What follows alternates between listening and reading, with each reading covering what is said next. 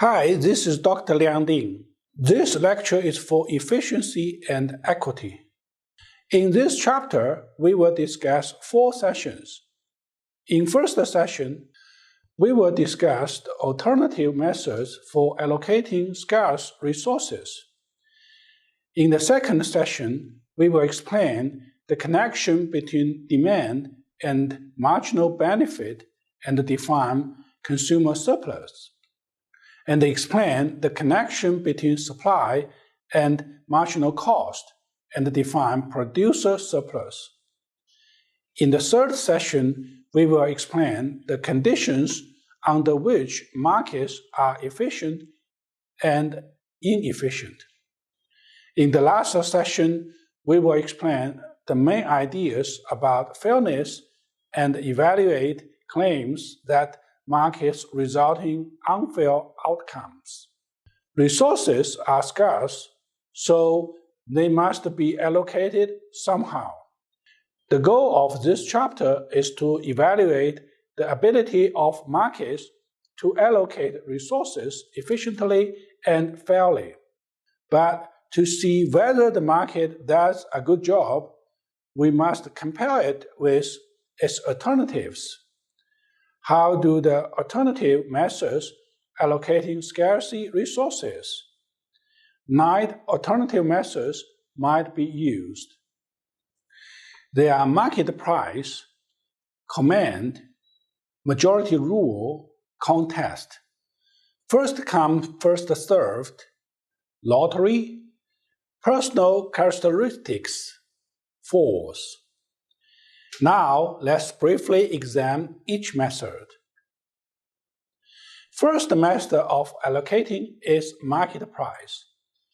When a market allocates a scarce resource, the people who get the resource are those who are willing to pay the market price. Most of the scarce resources that you supply get allocated by the market price. You sell your labor service in a market and you buy most of what you consume in markets. For most goods and services, the market turns out to do a good job. Command system is another method of allocation. Command system allocates resources by the order, command, of someone in authority. For example, if you have a job, most likely someone tells you what to do. Your labor time is allocated to specific tasks by command. A command system works well in organizations with clear lines of authority, but badly in an entire economy. The next is majority rule. Majority rule allocates resources in the way the majority of voters choose. Societies use majority rule for some of their biggest decisions. For example, tax rate that allocates resources between private and public use, and the tax dollar between competing use such as defense and healthcare. Majority rule works well when the decision affects lots of people, and self-interest must be suppressed to use resources efficiently. Contest is another method. A contest allocates resources to a winner or a group of winners. The most obvious contests are sporting events, but they occur in another arenas. For example, the Oscars are a type of contest. A contest works well when the efforts of the players are hard to monitor or reward directly.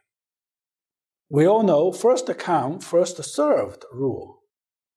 First come, first served allocates resources to those who are first in line. Casual restaurants use first come, first served to allocate tables. Supermarkets also uses first come, first served at checkout. First come, first served works best when scarce resources can be served just one person at a time in a sequence. Lottery. Lotteries allocate resources to those with the winning number, who draw the lucky cards or who come up luckily on some other gaming system. State lotteries and casinos reallocate millions of dollars worth of goods and services each year. But lotteries are more widespread.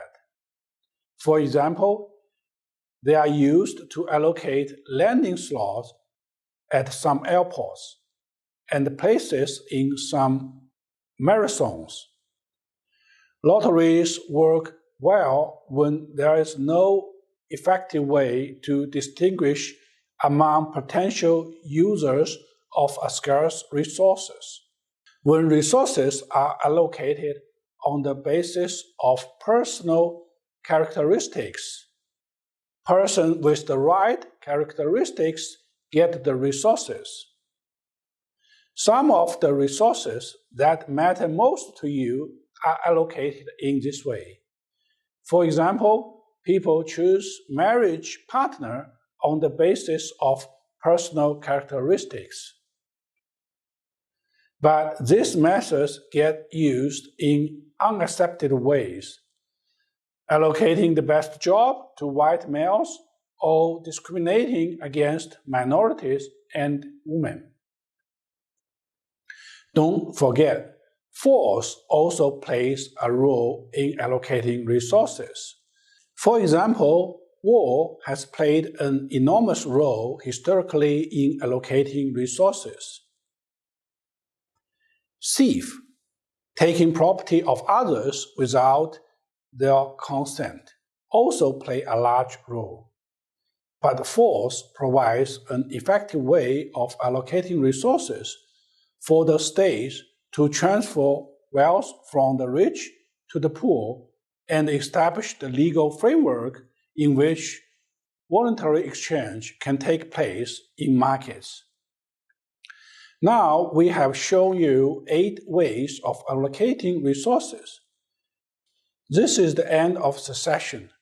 In the next session, we are going to see how a market can achieve an efficient use of resources, examine the obstacles to efficiency, and see how sometimes an alternative method might improve on the market. After looking at efficiency, we will turn our attention to the more difficult issue of fairness.